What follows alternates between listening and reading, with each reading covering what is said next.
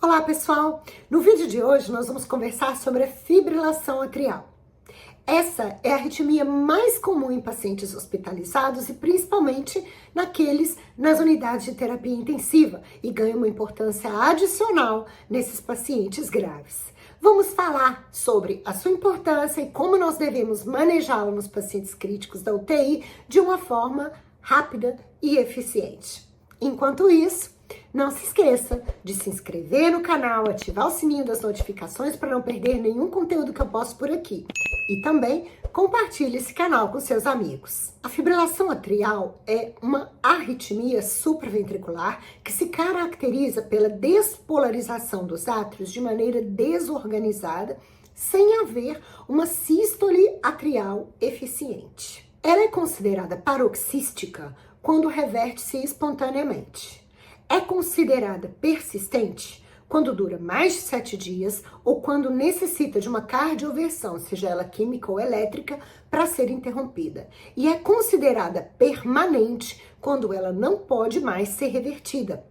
Nos pacientes graves, ela ganha uma conotação ainda mais importante. Porque no paciente crítico, uma vez que se perde a sístole atrial, nós vamos ter um aumento da pressão dentro do átrio esquerdo, que pode se transmitir retrógradamente para a circulação pulmonar, causando o edema pulmonar. Além disso, essa falta de sístole atrial eficiente também vai contribuir para um enchimento ventricular esquerdo inadequado. E com isso nós vamos ter uma redução do volume sistólico, o que vai piorar a instabilidade hemodinâmica de um paciente que já está crítico. Nos pacientes com FA, a frequência ventricular habitualmente está entre 100 e 160. E um dos fatores epidemiológicos mais importantes para o desenvolvimento da FA é a idade avançada, que é o que a gente vem observando nas UTIs atualmente, um aumento da idade dos pacientes que chegam nas unidades. Nos pacientes que desenvolvem FA com instabilidade hemodinâmica, nós precisamos restaurar o ritmo, porque esses pacientes podem desenvolver o choque cardiogênico. Se também existe dispneia e dor torácica associada, precisamos restaurar o ritmo desse doente. Para pacientes hemodinamicamente instáveis, nós não temos que ter a preocupação com a presença de trombo intraatrial.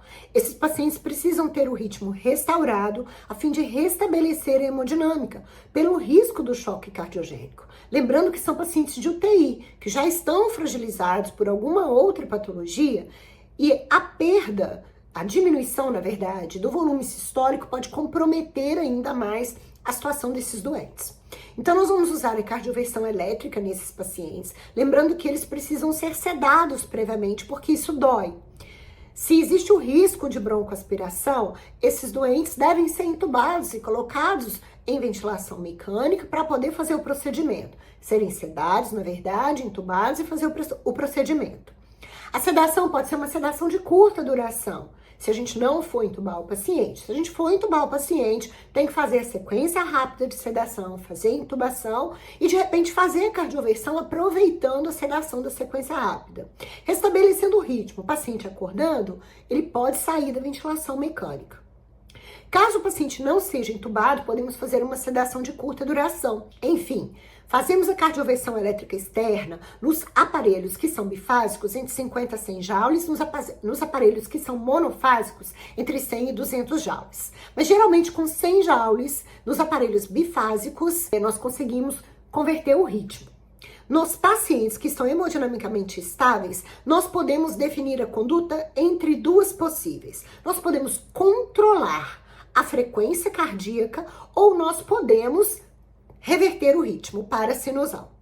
E aí, a primeira coisa que a gente tem que ver é quanto tempo de FA esse paciente está. Se for uma FA com menos de 48 horas de duração, nós podemos tentar reverter para sinusal. Mas se o paciente tiver mais de 48 horas de fibrilação atrial, é um risco muito grande tentar reverter o ritmo, porque já pode ter se formado um trombo dentro do átrio. Tendo um trombo dentro do átrio, o risco de uma reversão para ritmo sinusal e o estabelecimento de uma sístole atrial eficiente pode fazer uma fratura desse trombo e um êmbolo sair, passar pelo ventrículo esquerdo, sair pela aorta, e esse êmbolo pode ir parar em qualquer ponto do sistema arterial do paciente, provocando uma oclusão arterial aguda. A nossa grande preocupação é o AVC isquêmico, que pode acontecer, mas não podemos esquecer que esse êmbolo pode ir para qualquer lugar, inclusive para as extremidades, causando oclusão arterial aguda. Então, a reversão do ritmo parasinusal em pacientes que têm mais de 48 horas não está indicada. Se quisermos reverter o ritmo, nós precisamos de um ecocardiograma transesofágico, porque o ecocardiograma transtorácico não exclui a presença de trombo. Pois bem, mas se nós tivermos menos de 48 horas no paciente hemodinamicamente estável, ou seja, oligossintomático, nós podemos tentar restabelecer a frequência. E aí, qual que é o alvo? Na FA, o paciente está entre 100 e 160 batimentos por minuto. O alvo é uma frequência cardíaca abaixo de 110. E aí, nós vamos tratar como? O controle do ritmo nós vamos tratar com medicamento. Qual o medicamento? O medicamento de escolha é o beta-bloqueador, e o beta-bloqueador de escolha é o esmolol. Mas podemos também utilizar bloqueador de canal de cálcio, o verapamil e o diltiazem. Podemos utilizar a digoxina e também podemos utilizar a amiodarona para controle de ritmo.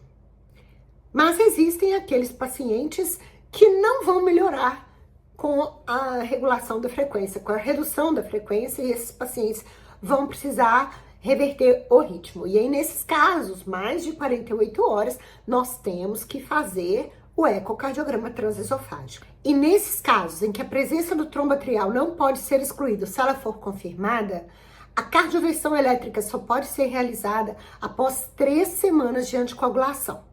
E depois da cardioversão elétrica, essa anticoagulação deve ser mantida pelo menos por mais 4 semanas. Portanto, esse paciente ficará em acompanhamento e o seu médico assistente vai decidir sobre a suspensão da anticoagulação após a reversão do ritmo prasinusal. Caso a gente realize a cardioversão elétrica externa e não tenhamos êxito no procedimento, aí está indicado o tratamento farmacológico.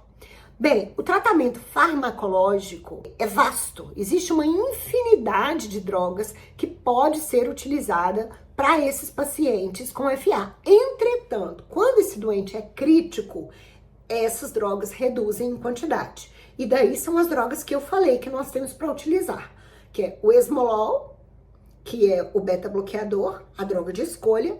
Podemos utilizar o bloqueador de canal de cálcio, mas entre eles o verapamil e o diltiazem.